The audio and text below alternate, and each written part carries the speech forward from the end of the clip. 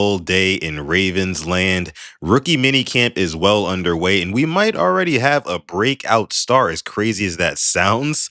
Also, Zay Flowers had some interesting comments on Jesse Minter, and Chiefs' newest cornerback, Mansoor Delane, had some interesting comments on the Baltimore Ravens. We're going to get into that and so much more on this episode of Quiet Storm Sports. But first, wait a minute. First, before I run the intro, like the video.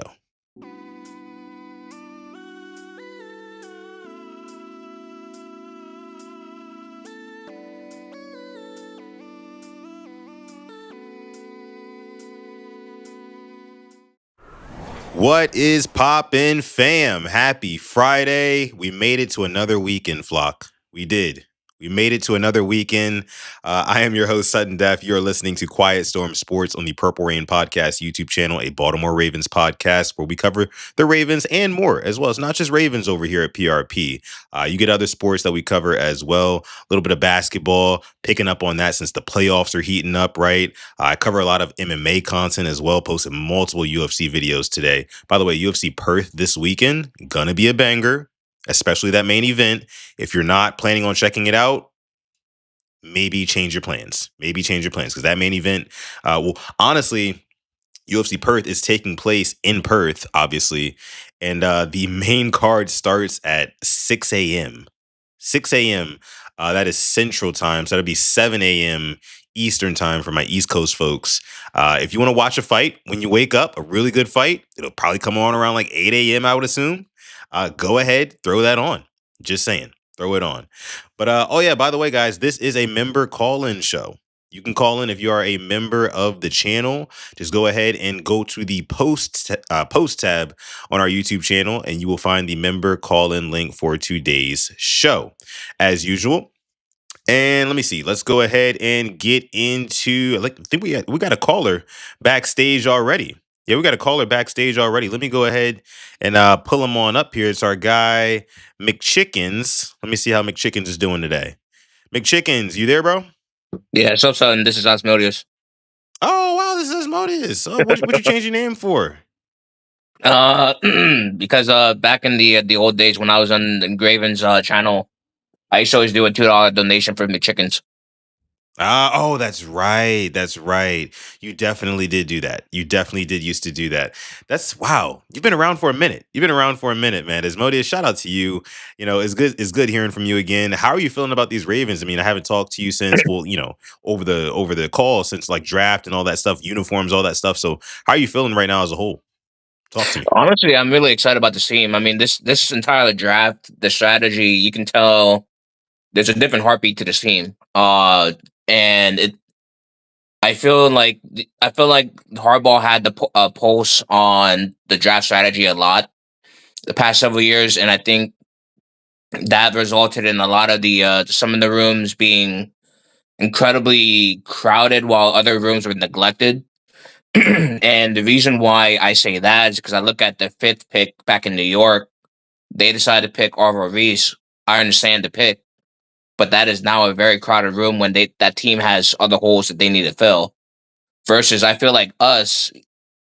I don't know if you could say it was true BPA the way that we would have traditionally have done it. I felt like when you're really considering, the moves that were made, it was BPA with team needs being filled. I can't hear you. You're on mute. My bad, I was on mute.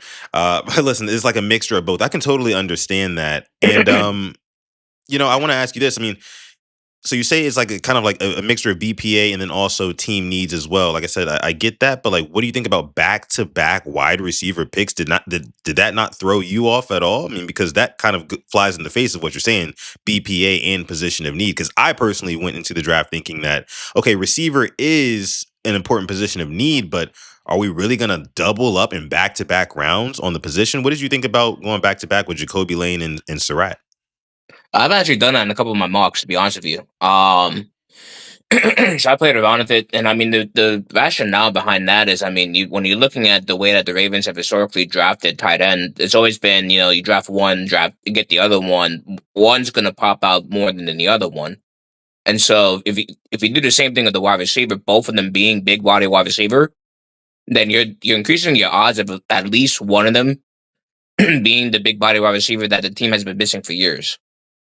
Yeah. So, in that sense, I'm like, that still fits a need. I mean, the large majority of the fan base has been clamoring for someone who's over 6 foot tall for years. So, I mean, the fact that they did that, I think it's consistent with what I was saying, personally. But I mean, that being said, I would say the picks themselves were But surprising, wait, but but wait a minute. How could you say that, Asmodeus, when the Ravens did not address center at all? And as it stands right now today, the Ravens' plan at center is who? What, Corey Bullock? That's our best shot, right? I mean, how could you say it's like position of needs were being filled in the draft if they just did not address center at all? What do you think? no, that's completely fair. That's 1,000% fair. I would say, I mean, when you're looking at the way that the who the Ravens are wanting to pick, I was personally really surprised by they did not want to get Hecht. I Yeah, will say that. Uh, that was one of the people that I was high on, but I mean, also 31 other teams apparently weren't very high on him either. So maybe that there's something there that I completely missed. But I mean, I'd say the first one off the board would have been Logan Jones. I think the Ravens might have been targeting him the most because based on what I've seen Ben Johnson run, I know Declan Doyle hasn't run an offense yet, but he was very much a part of that Bears offense. And if you pair that with Ledford's specialty in being outside zone, I think that the Ravens are going to do an innovative, modernized version of the outside zone. So I think Logan Jones would have been the best fit. He was taken in the late second. So, um, and then Slaughter was taken not that much longer after that, if I'm not mistaken. mhm, And so at that point, you're looking at an injured Conaloo, which I understand why they wouldn't want to get someone who is injured because that's been kind of blowing up in our faces for years. And so the fan base was yelling about not getting an injured player. I actually right. thought in the second round that they were going to get Jermon McCoy, and they did not do that. That surprised me. Because that was always a Ravens MO. And then, the Brailsford. I mean, I was not 100% sure about him. Zune, he was taken by, I think he was taken by Jacksonville. Mm. I'm not sure they're planning on having him become a guard or whatnot, but I was surprised that he was taken as high as he was. So I mean, it's I believe what I believe EDC when he said that he didn't think that they were going to be major contributing people like players in year one. And I'm Yeah, not saying that trusting EDC. I'm saying that knowing that the new offense, the new head coaches, Dwayne Ledford, as much as everyone sings his praises, I had to trust that their judgment is saying these may not be the guys that we actually need. That's going to make the most amount of sense on his team at the moment. yeah. And And by I the way, think Trey Zune was drafted by the Raiders. By the Raiders. okay, which Yeah. is okay. Then that's even weirder because they took ours, right? And then they Mhm. drafted a center anyway. So that's another intriguing one. Yeah. In terms of the draft overall, I can definitely say that I like it because what I see is a future nucleus. And what I mean by that is, Derrick Henry is not getting any younger. Obviously, I think we're kind of all just holding our breath and waiting for the drop off year to come. As much as it pains me to say that, Asmodeus, that's coming. It has to come at some point, right? He's not going to retire damn near pushing 2,000 yards in his last season. You know what I'm saying? Like eventually, like the slowdown has to come. So I think that drafting an Adam Randall, and I want to toss it to you on this and get your thoughts on Randall, drafting him a similar bodied running back, right? 6'3", 230. So not quite as big as Derrick Henry, but not far off, right? Not far off. I mean, I would assume that you're gonna have mugged up safeties and linebackers staring into the Ravens backfield on a lot of third and longs, thinking like, hey, is that Derrick Henry back there? It's not the 2-2 on the jersey. Did they change jerseys? You know what I mean? So what are your thoughts on Adam Randall? Again, and like I said, nucleus. Adam Randall and pairing him maybe Jacoby Lane is the next Ravens star. I don't know. Maybe it's Elijah Surratt. Maybe he's the next Raven star. I don't know. But like you mentioned a couple of minutes ago, you raise your chances, right? You have a higher probability of hitting on one of those guys, right? Because you got two of them in back-to-back rounds. So in that aspect, I do agree with you. I tend to agree with you. But again, going back to Adam Randall, this nuclear stuff aside, what do you think about Adam Randall and the prospect of him potentially replacing Derrick Henry? So I know that they have similar measurables in terms of height and in terms of weight. So Adam Randall is 10 pounds lighter than Derrick Henry, and I believe he's about an inch taller. That being said, I believe that's about where I would say that's about where the comparison ends. When I look at the way that when I look at the way that Derrick Henry runs and the way that Adam Randall runs, Adam Randall much more reminds me of a Cordell Patterson than he does a That's Derrick what I Henry. said. Yeah.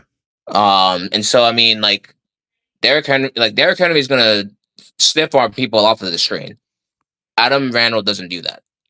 So that's one thing. So, and then I would say Adam Randall looks a lot more, no bullshit. It looks more explosive than Derrick Henry is. And actually, I think, if I'm not mistaken, I think I pulled their 40 stats, and I think Adam Randall is actually a point 1 second faster 40 than Derrick Henry was. And Yeah. A little so, quicker. I mean, they have different games. I'm honestly very excited to see Adam Randall on kick return. Mm, I think he will break through that line based on how explosive he is and then his size. And I think gunners may have a difficult time handling somebody with that size. I think he has incredible hands. So I don't think he's gonna, fumble the ball like that. And I also really like the idea of having him. He's gonna be a change of pace back. He's not like a Derrick Henry in the sense that Derrick Henry's probably the most physical runner in maybe NFL history. Um, But then he's also different from a Justice Hill and a Rashid Ali, where he's a pass catching running back. I don't think we have that, and he may be in this draft. He may have the best hands in this draft. So it's a really exciting prospect. I think he can also be honestly a really incredible red zone threat. yeah. Yeah, I agree. I mean, but honestly, the thing that I'm seeing with Adam Randall, at least in the immediate future, is him coming in, second halves, early fourth quarter when the Ravens have a lead against maybe some of these weaker teams that we play this season, and you throw him in a fresh Adam Randall, right? Who is almost as big as Derrick Henry. Maybe not quite as physical, right? As you mentioned, like he's not really like a stiff arm guy and things like that, but he's got a big body, right? So he can shed guys, you know what I mean? But he's also got these jump cuts, man, nasty jump cuts. When he gets into the open field, and oh, by the way, he has no problems, no issues at all running between the tackles, right? He bursts between the tackles with like just kind of just this intensity, and like it just fearlessness. And that's what kind of reminds me, much to your point, and what I've been saying the past couple of days, reminds me of Cordero Patterson, somebody who runs hard, at times can run tall, right, and run through you, that type of guy. So I don't know. I think that's what we'll see from him in the immediate future. Him coming in and kind of like some garbage time situations, right? And kind of leaning on teams with the run and really running the clock out and demoralizing teams. But I think for the future, like the distant future, if he can stay healthy, right? Because all it's going to take is a couple of plays for him to break out. Think about Keaton Mitchell last year, right? We went into the season, Keaton Mitchell, he was riding the bench for the longest time. And it took a couple of like, kind of like flash plays, like big plays. I mean, because they weren't really giving him opportunities, but a couple of like big plays from Keaton Mitchell for then John Harbaugh and the rest of that coaching staff to then go, oh, okay, we got to get this guy more involved. He's a playmaker. It's like, oh, we forgot. You know what I mean? So I think that Adam Randall, with him being a new face, is not that he necessarily has to remind the coaches that he's like super talented, which I think also works to his favor because they're gonna want to see what this guy has to offer. But I think that in preseason, of course, he's gonna be one of the one of the guys I'm watching closest, because if he can pop off a couple of big runs, maybe catch the ball out of the backfield, maybe they line him up. I don't know what they'll do with him. Then if he makes a couple of big plays, I can definitely see him playing on Sundays. That's for sure. Now you mentioned him as a special teamer which I totally understand. Eric DaCosta talked about that actually, I think in the Lounge podcast the other day when he was on there. And he was saying that Adam Randall, they love the fact that, he can do X, Y, and Z. And one of those things was special teams. He might be returning kicks. Remind me, Asmodeus, who was returning kicks for the Ravens last season? It was Uh, Jonte, wasn't it? LeJohntay Wester was part of it, but I'm not sure if he's punt return or kick return, honestly. I know that they tend to switch him off depending on which situation it is. Yeah, yeah. Because it was Jonte, and then it was also Ali was taking some as well, if I'm not mistaken. Can't quite remember off the top of my head, but me personally, Asmodeus, I don't want Adam Randall touching special teams. And when I say I don't want him touching special teams, I don't mean that he can't play special teams at all, but I don't want that to be like kind of where they funnel in his role. I just don't want them to focus on that for him, because like I told Coach the other day, and I told Alex the other day when we were on PRP, I was saying, like, this is an ascending talent. He's an ascending talent at running back. Why waste time? Having him, as a gunner on special teams, maybe, or kick returning, or even punt returning. None of that. No, we saw what he did in his very first year at Clemson. At Clemson, right? At a running back, his very first year as a Clemson running back, or a running back at all, he averaged 4.8 yards a carry and had 10 touchdowns. And I know I've said this multiple times on this channel, but I got to keep hammering that point home because it's so important, man. It's so important, man. Like, you don't know what you could get out of this prospect, this running back. Like, we could be looking back 2 years from now, and everybody could be like just kind of marveling at the fact that the Ravens got this guy in the fifth or sixth round. He's that kind of talent to me, at least. He's got the measurables, he's got the speed, right? He's got the cutting ability. Only thing that he's missing, really, I think, is the instincts, right? And the vision. Some of those things take time with running backs. You have to kind of play the game a lot. You have to get a lot of reps in. And the fact that he's coming in, he's going to be learning from Derrick Henry, literally one of the best running backs of all time, and he's going to be looking at him damn near eye to eye. And Derrick Henry's going to be like, "Let's get to work."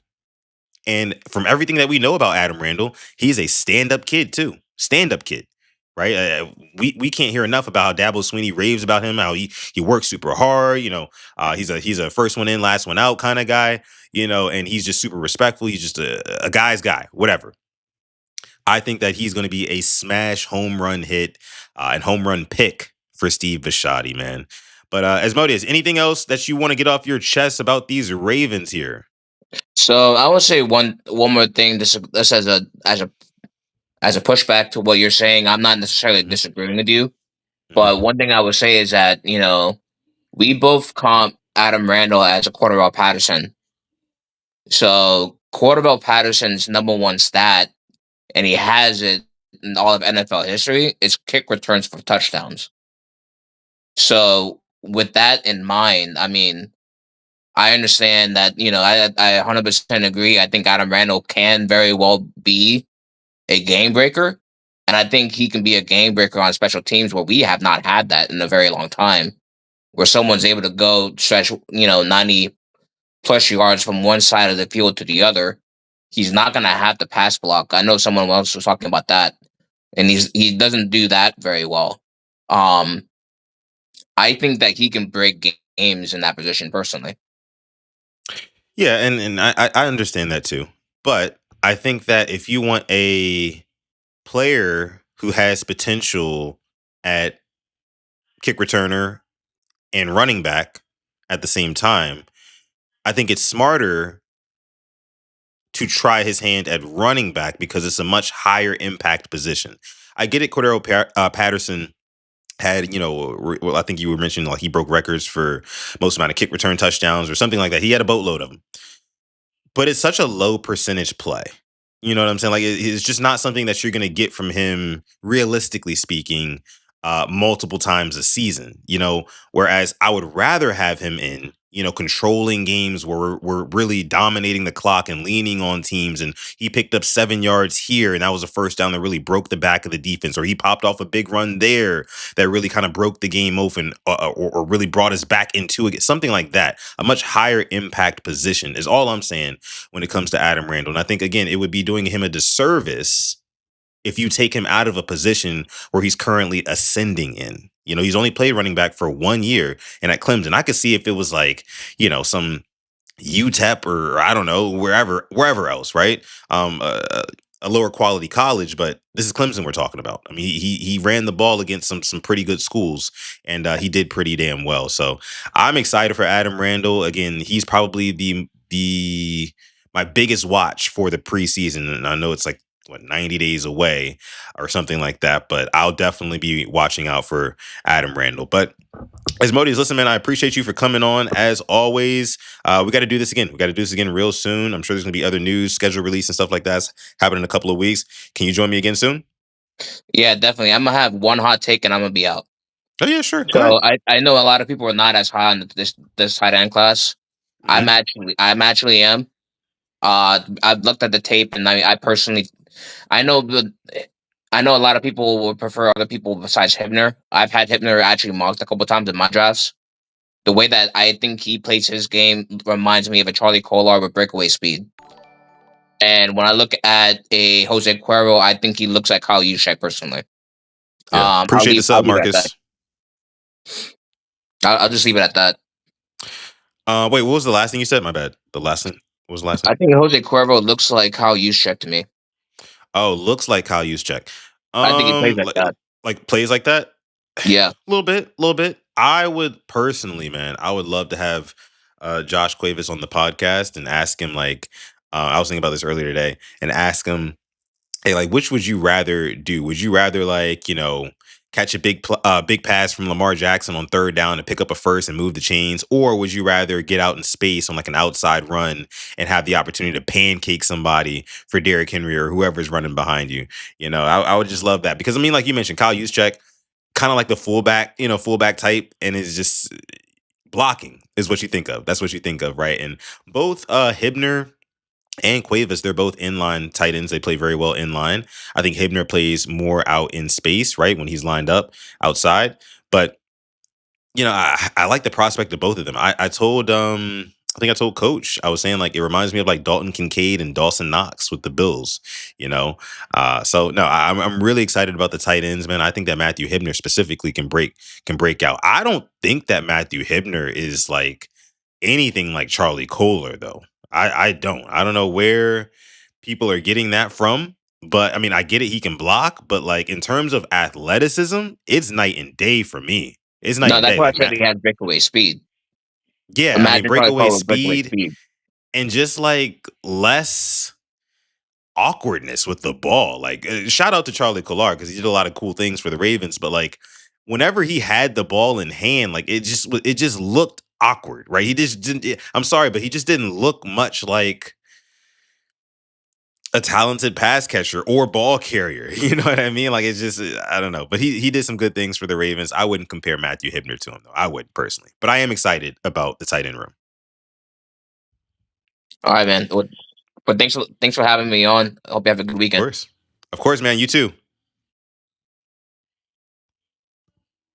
All right, that was my guy Asmodeus calling into the show. Again, today is a member call-in episode. So if you are a member here on the channel, all you have to do is go to our posts tab on our YouTube channel and click on the link provided there. That link is only available, it's only visible to our members here on the channel. Be sure, guys, to like this video. Like the video if you have not already.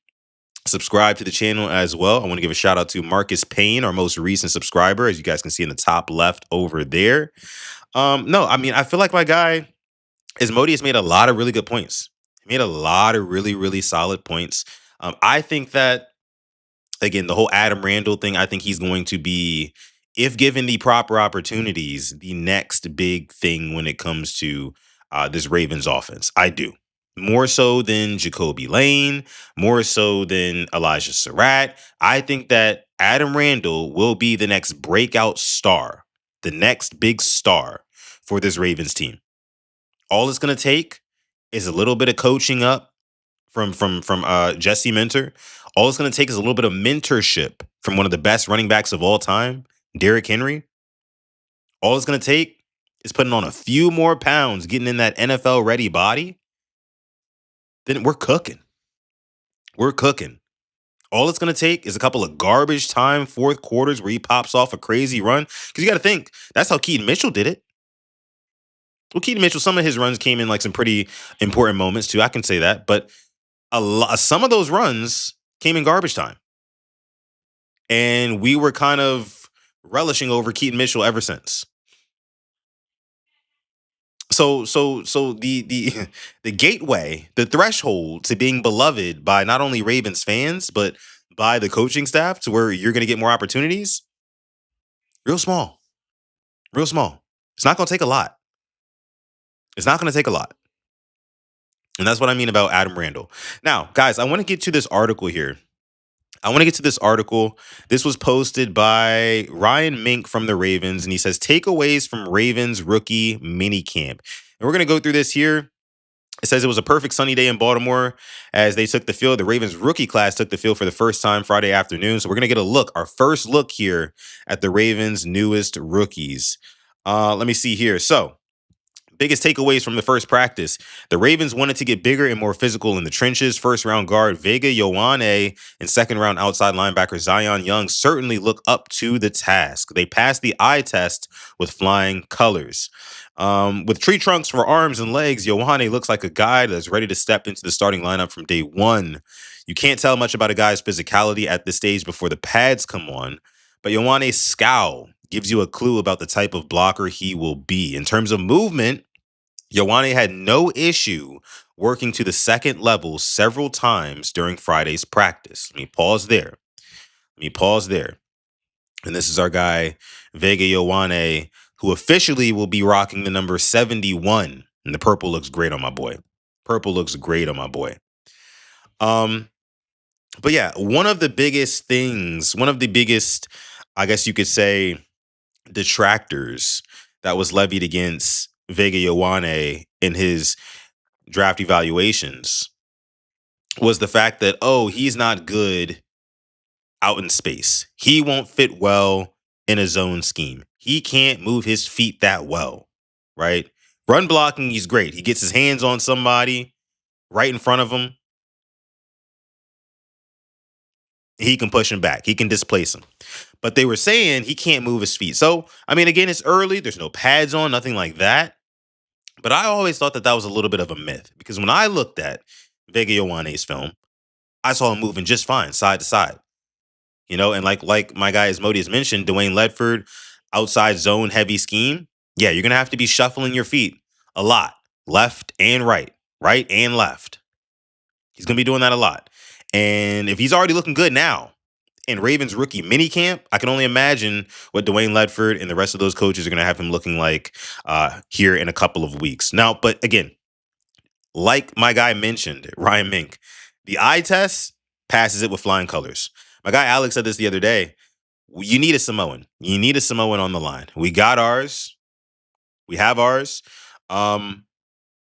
I mentioned before the guard combination of him and John Simpson. You have two mean, nasty guards. That means the world to me.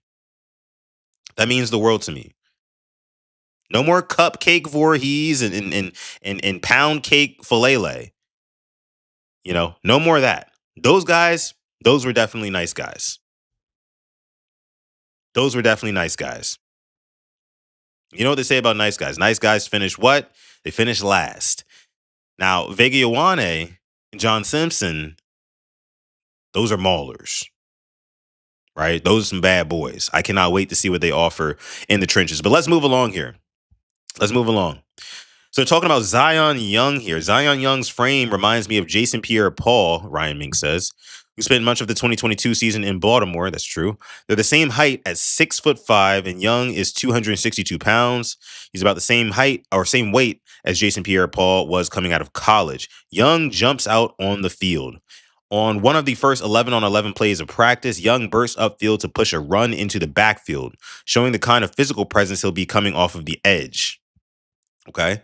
So, and I definitely did see that. I definitely did see that in the little practice video that I'm going to show you guys here in a second as well. It says Young brought an intensity to practice even before he put his helmet on for the first time. When a linebacker made an interception during 7-on-7 drills, Young screamed in celebration even though he was on a far field doing individual drills. You know what this tells me the most?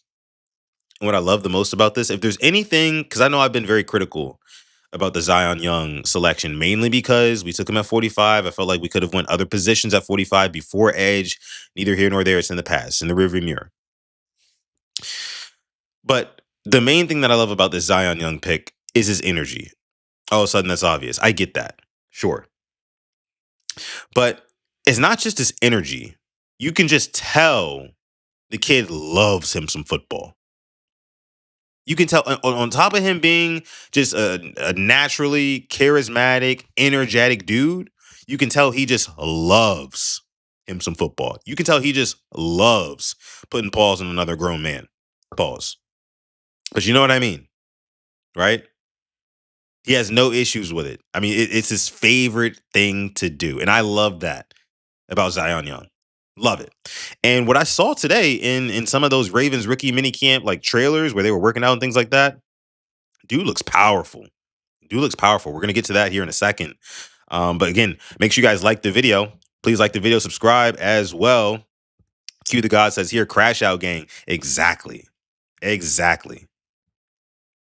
He's screaming off from a distance. That's how you know that boy love him some football. He loves ball. Let me see here. Yeah.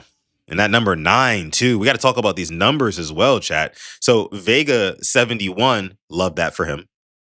Love that for him. So what do you got? I don't know what Simpson is gonna wear necessarily, but you got Stanley who's 79. We don't know who's gonna play center yet. Left guard 71. Think about Ronnie Stanley and Vega Ioane. Think about running the football to the left side and how effective that is gonna be this year, right? Imagine running counter. Imagine running halfback counter, right? Where we fake the run to the right. And then you have John Simpson's mean ass pulling and running directly out to the edge guy to kick him out. And then you're just running behind Ronnie Stanley and Vega Ioane. And you're Derek freaking Henry. Oh, man. Is it September yet, man? I'm telling you. I am telling you. But yeah, back to these numbers though. 9 on Zion Young. I love that. I know Zion Young's not the biggest sack guy, right? But I feel like he could. Anybody not named Trey Hendrickson this year could break out in terms of sacks. And the reason why I say that is because, again, like I always say, Trey Hendrickson is going to command a lot of attention to his side. You're going to have to be shifting protections, right? Sending tight ends over there and things like that to chip him. And you're going to have the likes of Mike Green, whenever he's on the field, one-on-one. Zion Young, whenever he's on the field, one-on-one. You don't want Zion Young going one-on-one with your right tackle all game long. He better not be a softie. That's all I know. That's what I love the most about Zion Young. We're bringing back that bully Baltimore culture. Again, what I said about the draft aside, what I love the most about Zion Young, he brings back that bully Baltimore culture. And we needed that. We needed that. Harbaugh didn't like those type of guys. But guess what? I love them. We got a super chat donation. This one's coming from the Great 174. Appreciate you, brother. Says Seattle had a rookie guard and UDFA at center. Fair. But we ain't Seattle, brother. And personally, I would spend a lot more money trying to protect Lamar Jackson than I would trying to protect Sam Darnold. Personally, I would. But thank you so much for your super chat donation, making it rain here on Quiet Storm Sports, brother. Let's go ahead and move along here. So that was Zion Young. So let's talk about Jacoby Lane. Let's talk can't guard Jack, right? Let's talk Jacoby Lane for a second. Can we do that? As a matter of fact, let me bring this up here. I want to talk about this. Jacoby Lane seeing his jersey for the first time. Seeing his jersey for the first time today. I want to show you guys that here in a second, if I can bring it up. Your boy Sutton is on Unk mode, guys. Sorry. I'm on Unk mode. Like the video for that. Like the video for Unk, man. Y'all know how it be. All right, but here we go. Let's take a look at this. So this is Jacoby Lane, his personality. Lamar Jackson.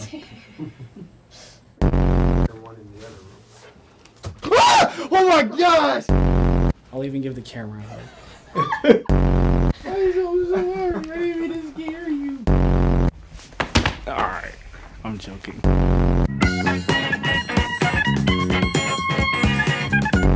Jacoby Lane, wide receiver. Oh, this is my practice jersey? Sick. Why does he give me like Miles Morales vibes? Like he gives me like Peter Parker vibes. I don't know why, he just does. Is that my practice jersey? Oh, sick. Let's take a look at that again. Look at this guy. Jersey? Oh, this is my practice jersey? Sick. He's such a kid. But I do love the youthful energy, though. Thought he was next in my list. This is not Lamar Jackson, I promise. Let's go. Hey. Ravens flock, let's go. All right, I'm done. Yeah, so he's wearing the number 6, right? He's got number 6. That is his number officially. And, I can't be mad at it. I think the last player to wear 6 was, I'm pretty sure it was Patrick Queen, right? Pretty sure the last guy to wear number 6 was Patrick Queen. Friend of the show. Shout out to PQ. But yeah, no, I like the fact that Jacoby Lane got 6, and I like the fact that he's actually already making waves in camp. So let's take a look at this, right?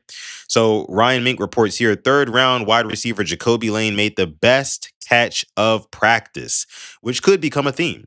Running a crosser at full speed with a linebacker in hot pursuit, Lane fully extended with his 10.5-inch hands to snare a pass on the run. The ball sounded different, being engulfed by his massive hands. Pause. Lane also made a nice grab on a throw a little behind him during 7-on-7. So, Lane is already showing out. He's already showing out. His hand size was something that, when after he was drafted, and I looked into his full draft profile and things like that, he does have above average hand size, which probably is what allows him to go up in one hand so many of these footballs, right? And I haven't really thought about that until just now. But like, bro, I love that. Because guess what?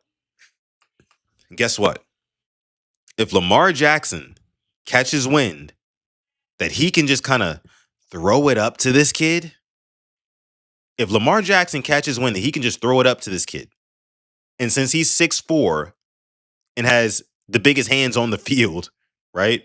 Or in terms of skill players, whatever, he can just go in one hand what are we talking about? What are we doing? But my only concern is he going to be able to be physical with NFL level corners? Because if there's one, detractor, from his pre-draft evaluation, it was the fact that he can't beat man. And if you can't beat man on Saturdays, you for damn sure are not beating man on Sundays, let alone in the AFC North. So I need to see him put on some weight. But let's continue here. Ryan Mink continues and says, Lane will probably keep trying to add muscle and weight to his 6'4" frame, but he's by no means skinny. He's well built. So even Ryan Mink saying it here, like, yeah, bro, you're gonna have to put on a little bit of weight. You gotta put on some weight. But I'm getting a call from my friend.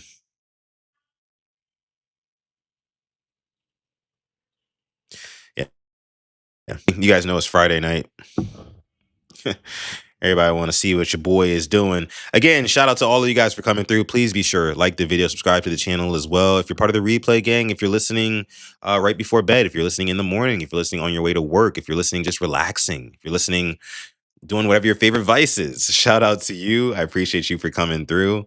If you're new here, again, please consider subscribing. My name is Sutton Def, and this is the Purple Rain Podcast, Quiet Storm Sports. All right. Let's continue here about Jacoby Lane, 4th round wide receiver. So we're going on to Eli now. 4th round wide receiver Elijah Surratt showed his savvy underneath, snaring a catch and exploding through the defense across the field. For a bigger bodied receiver, it's easy to see his quickness. Reading this stuff, guys, I'm coming to a slow yet painful conclusion. A slow yet painful conclusion. You guys know today is the 1st of May. And for those of you guys watching on video right now, and you guys can see me, you guys know I have a calendar where I flip it every month and there's a new Ravens player that's featured. Last month, it was Nate Wiggins. This month, it is none other than the one and only Rashad Bateman, who I am now concerned for.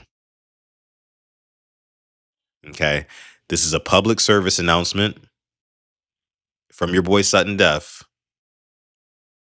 probably the biggest Bateman truther in the Ravens community.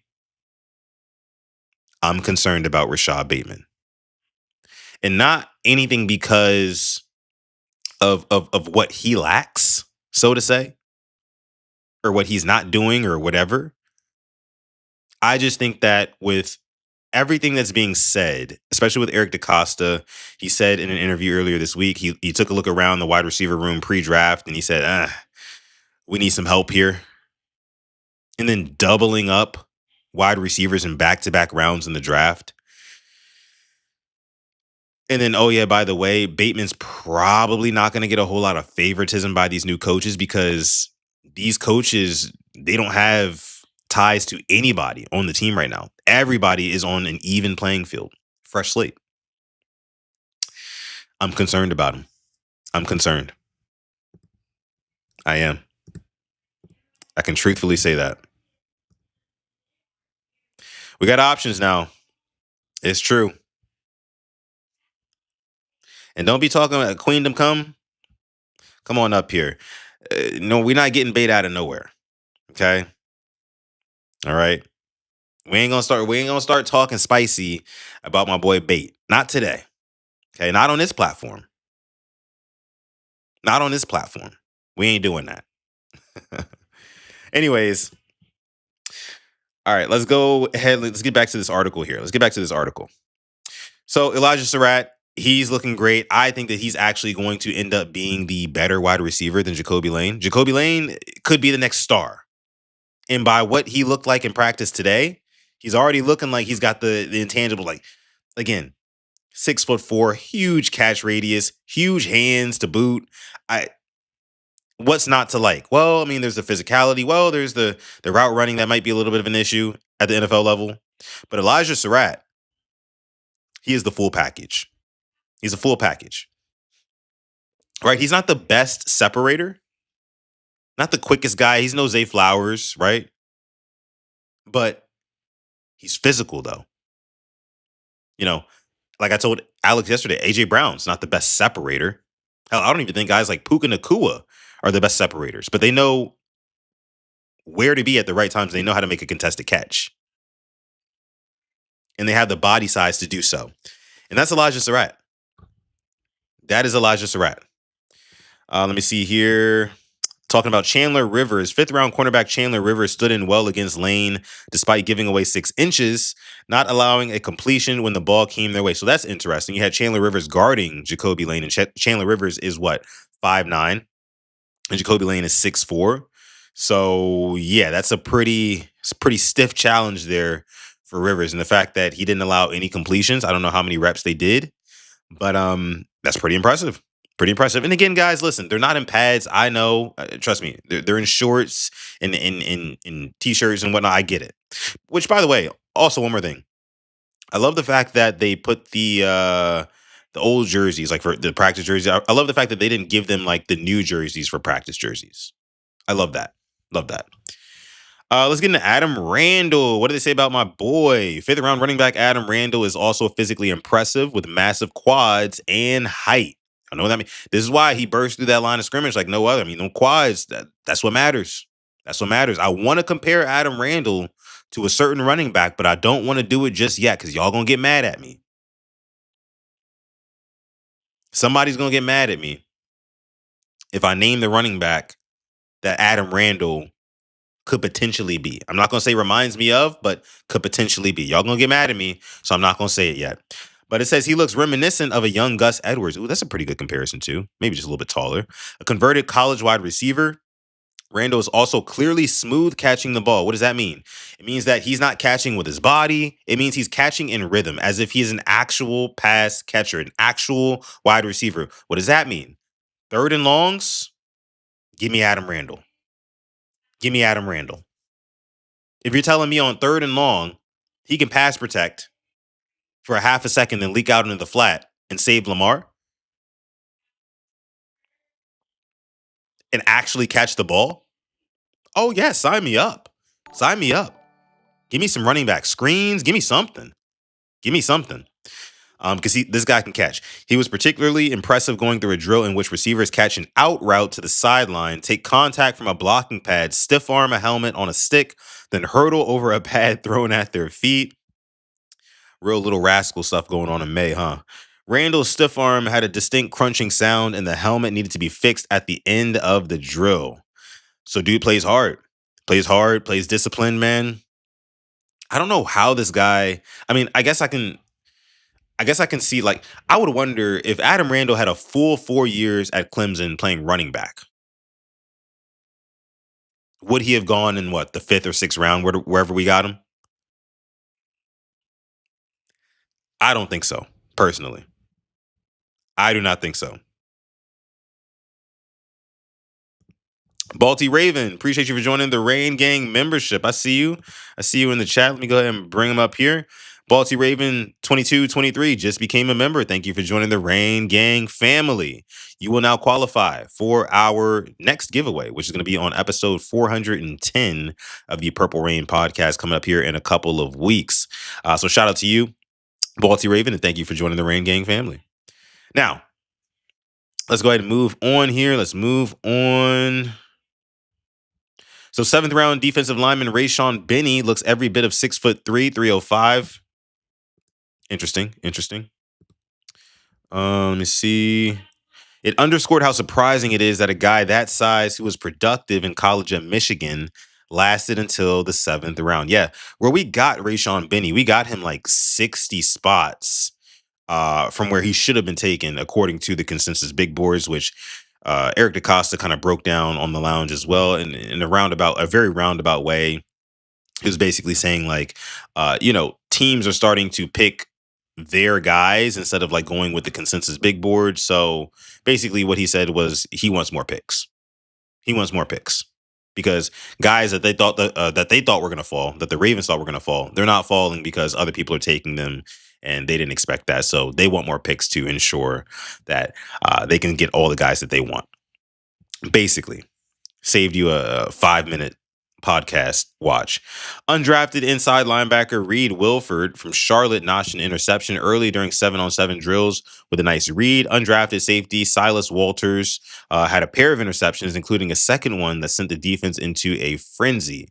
So yeah, I mean, this is the time. I mean, if there's anybody, these UDFAs are balling their ass off. That's what they're doing. And again, it's like these guys, they don't have any room to play. There's no room to play. It's like, oh no, brother, I have to do this to provide water for my family. So they're gonna be out there hooping. They're balling. I love seeing the undrafted free agents. Well, not UDFAs. Undrafted UDFAs. I love seeing them do their thing in minicamp and training camp and stuff like that. Overall, it was a strong first showing from the Ravens rookies. New head coach Jesse Minter runs a fast-paced practice, moving in and out of drills, and it's clear that the standard is high.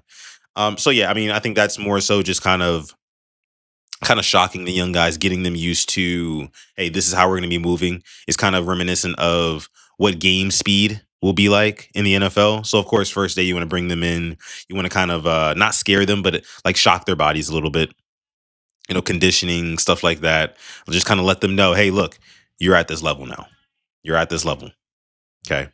It's time to be serious. Time to grow up. Time to put on our big boy pants, right? That's what it's all about. Let me see. Uh-oh.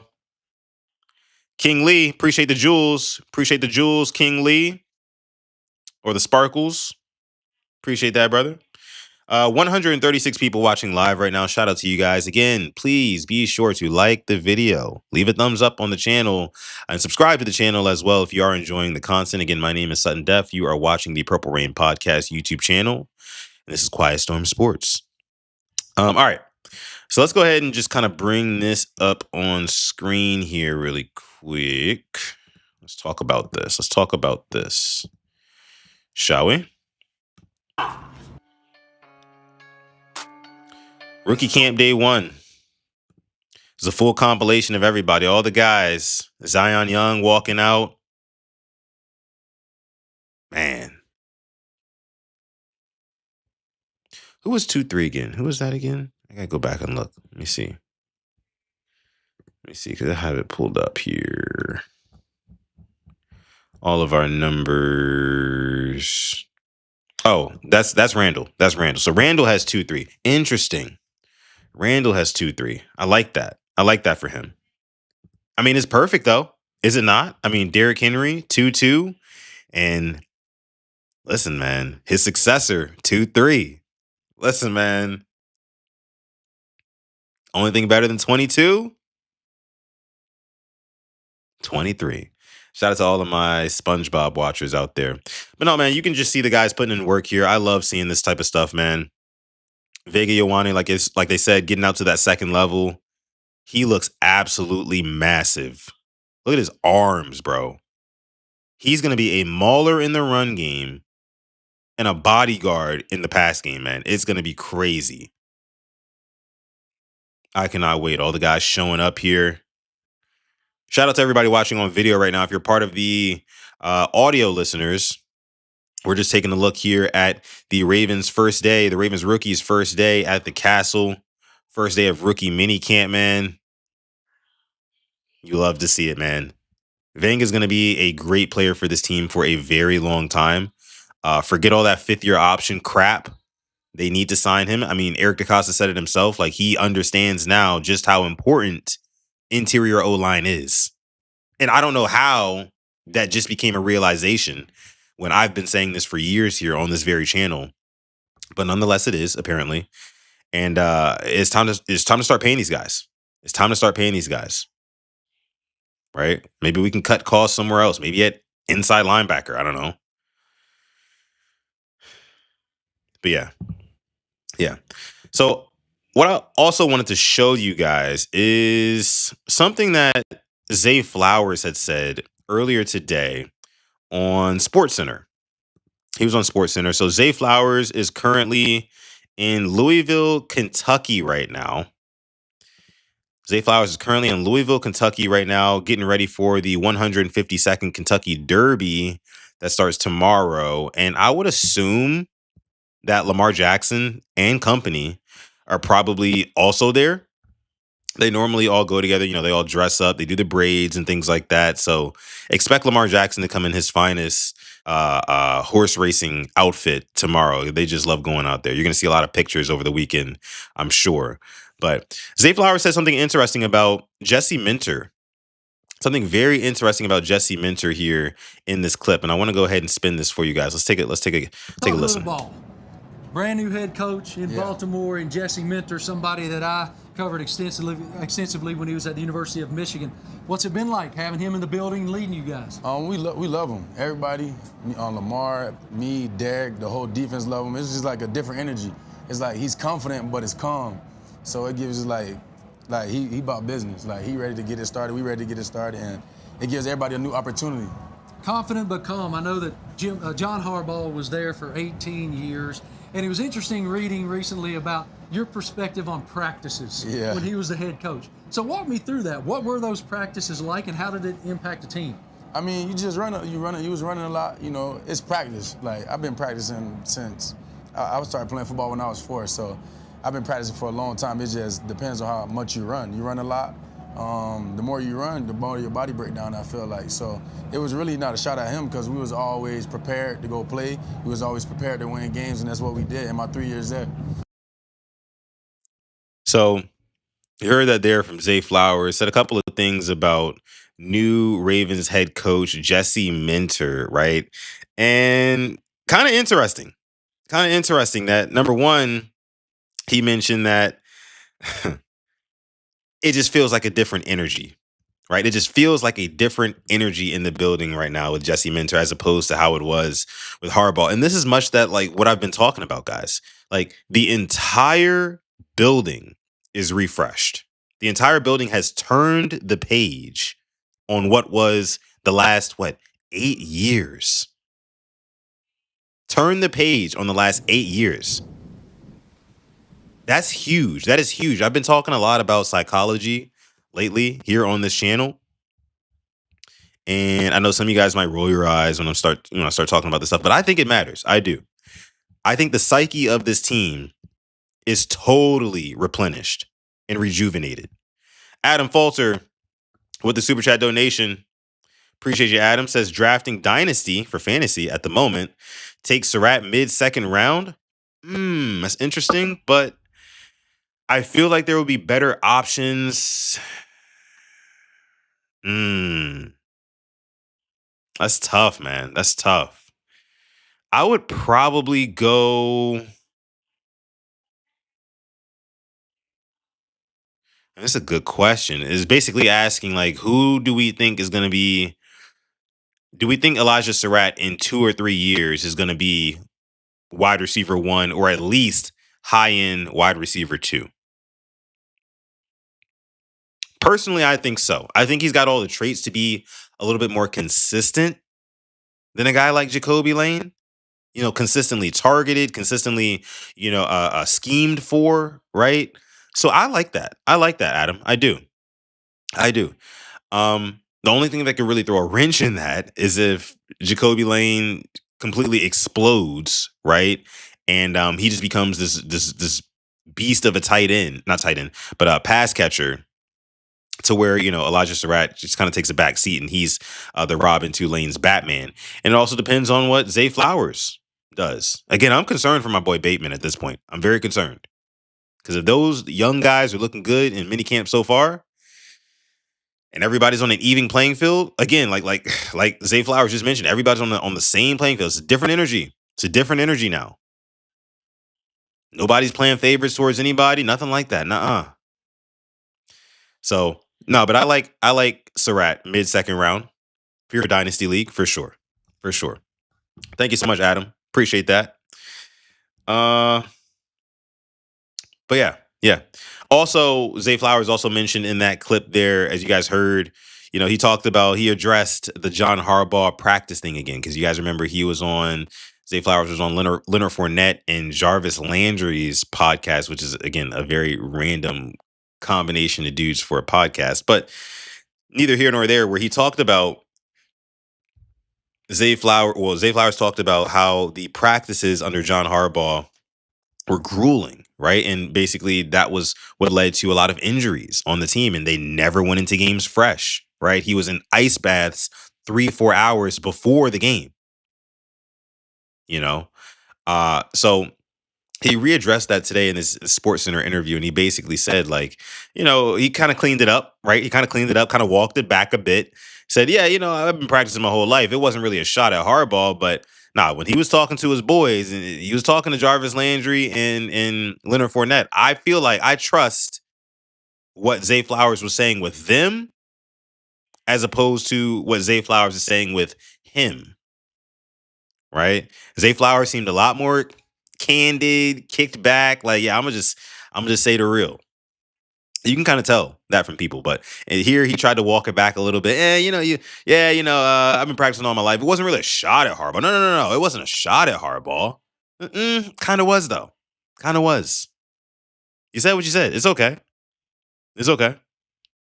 He cleaned it up. That's right, Mike. He cleaned it up. It's all good, though. All good. All good. But no, man. I mean, he also mentioned in that interview that came out a couple of weeks ago that he talked to Jesse Minter about that. And he said, and that's another reason why it doesn't make any sense why it wasn't a shot at Harbaugh, because he literally said in that same interview, he said he went to Jesse Minter first day that he met him and said, hey, look, how these practices about to be. Because like, if it's anything like with the last dude, hey man, I don't know if it's going to work. I don't know if it's going to work. My price might have just went up in my contract talks if we're going to be practicing just as hard. So yeah, it was definitely a shot at Harbaugh, what he said originally, and this was definitely a cleanup job. But nonetheless, I think the biggest thing to take from what Zay said there is, again, it's a different energy now. It's a different energy, right? There's not the baggage of the last 8 years. There's not the playoff failures looming over the team from the past 8 years. None of that. None of that. It is a new day, and that's what I love the most for this team. Love that the most for this team. Shout out to y'all in the chat. Please be sure, like the video. Like the video, guys. Subscribe to the channel as well. We would appreciate that. I should do a little like count, right? I should do a little like count on the video. I'll check it here in a second. I do want to move on. Here to the last thing I had for you guys. Here was this. Let me see. It was Mansoor Delane. Mansoor Delane had made some comments about our Baltimore Ravens, and it kind of like surprised me because I just really didn't see it coming. Bring this up on screen here. Share this with you guys. Nothing crazy, right? Nothing too crazy, but here's new Chiefs cornerback Mansoor Delane talking about the Baltimore Ravens. For sure. I grew up a Ravens fan, not a Ravens fan anymore. But obviously, that was some battles. We always could never get past the Chiefs. So, I definitely grew up, knowing what y'all do. So, yeah, real simple, real short, real sweet. But there you heard Mansoor Delane saying that he grew up a Ravens fan, and now he's not a Ravens fan anymore. He was very, adamant about mentioning that right after saying he was a Ravens fan. And he says that the Ravens could never beat the Chiefs. And I get it. Like, he's in Kansas City now. He's got to say things to get on the good side, to kind of swoon the media and the fan base and things like that. And I understand he's a rookie. You want to do those sort of things. But I kind of question a little bit. I got to look something up really quick. Because he says he grew up as a Ravens fan. Let me see. Ravens versus Chiefs history. You grew up as a Ravens fan, yet you also say that the Ravens could never beat the Chiefs. The Chiefs have a 9-4 all-time record against the Ravens. A 9-4 all-time record. Let me see something here. So we are looking at, let me see. Where he's saying he would have been growing up would probably be 2015. That 2015 through 2020 era. The Ravens never beat the Chiefs. Interesting. So December 20th, which is actually my birthday, 2015, the Chiefs beat the Ravens 34-14. December 9th, 2018, the Chiefs beat the Ravens 27-24. September 22nd, 2019, the Chiefs beat the Ravens 33-28. And September 28th, 2020, the Chiefs beat the Ravens 34-20. And after that, we beat them in 2021. That was the Odafe Owe strip at the very end of that game. A lot of you guys remember that one. So, yeah, I mean, I guess he's right. From 2015 to 2020, the Chiefs really owned us. Like, really, really owned us. And they still do. So I can't even be mad. About it. It's one of those things where when I listened to what Mansoor Delane said, I was like, I want to be mad at this, but like, he's right. It's one of those things. You ever had that feeling? But what I will say is this. What my mind immediately went to after was this. Oh, the Ravens have a new head coach in Jesse Minter. Jesse Minter used to be the defensive coordinator for the LA Chargers. And who's in the Chargers division that always would struggle against the Chargers defense, at least in recent memory? You guessed it. Those Kansas City Chiefs. So when we talk about a kryptonite, so to say, something that the Ravens have in their back pocket, outside of all the personnel and the Kyle Hamiltons and the Lamar Jacksons and the Derrick Henry, Zay Flowers, and all the rookies, outside of all that, they have a head coach who's very, very familiar with the Kansas City Chiefs, who I expect to make a resurgence this year. Okay, a resurgence. They had an amazing draft, in my opinion. Getting guys like this, guys like Peter Woods, R. Mason Thomas, their defense is going to be nice. Especially if George Karlaftis can get his attitude together.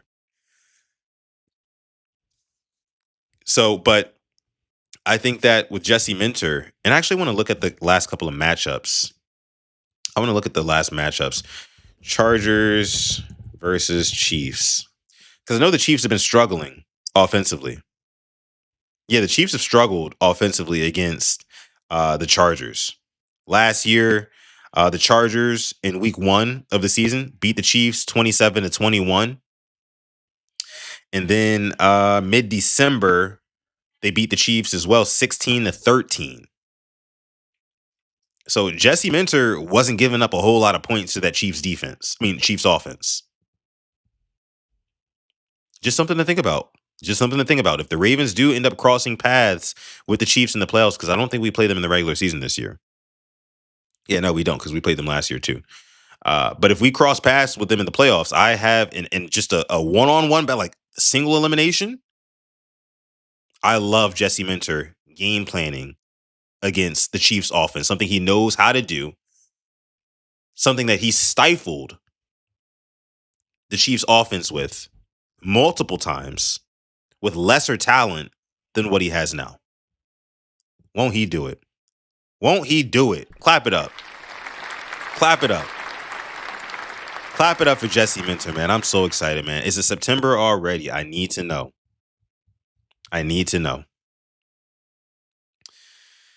I can't wait. Best believe he'll still be secretly rooting for the Ravens when we aren't playing them. That'd be hilarious. I think the Chiefs will be mid. I don't see it, bro. I don't see them being mid. Again, they also got Kenneth Walker this offseason. And I know Kenneth Walker might not be, the running back that a lot of you guys want to write home about. I get that, but Super Bowl MVP, he's pretty damn good. So if you give the Chiefs a competent run game and you give them a defense that can actually get Mahomes the ball back, they can be scary. I think they will be scary.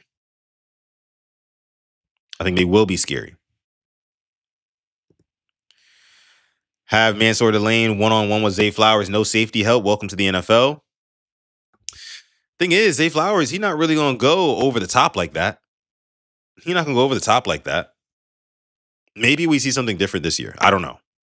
But historically, you normally see Zay Flowers going over the middle. He's in the deep half of the field, but he's maybe a post, something like it's just not typically do you see Zay Flowers just on a go. You just don't really see that, But one-on-one with Zay Flowers, though, that would be a humbling experience for Mansoor Delane, for sure.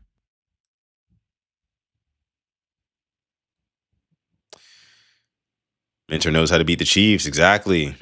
And no, we don't play the Chiefs this year, Q. We don't play them this year. A rookie talking smack about us. In 2018, some idiot on our staff put CJ Mosley on Tyreek during that 4th down play. Oh my gosh, that dreaded 4th and 9, bro. Bro, I remember that like it was yesterday. There's a couple of like Ravens moments that just kind of like stick with you forever. And like you just kind of like remember like where you were, like what you were doing when it happened. Like that was definitely one of those moments for sure. When Tyreek Hill, literally 4th and 9, Mahomes just kind of threw it up to him and he came down with it and we could barely get him on the ground and they ended up winning that game.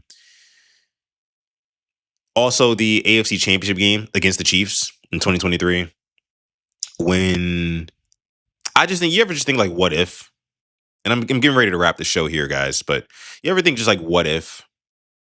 Like, what if in that 2023 AFC Championship game, what if when Lamar Jackson got his pass batted and then he caught his own pass and ran it, what if he scored a touchdown there? What if he scored there and the Ravens won that game, went to the Super Bowl and won it? Do you know how much further along as a society we would be right now if it had transpired that way? I leave you with that. Again, guys, my name is Sutton Def. You are watching Quiet Storm Sports on the Purple Rain Podcast YouTube channel.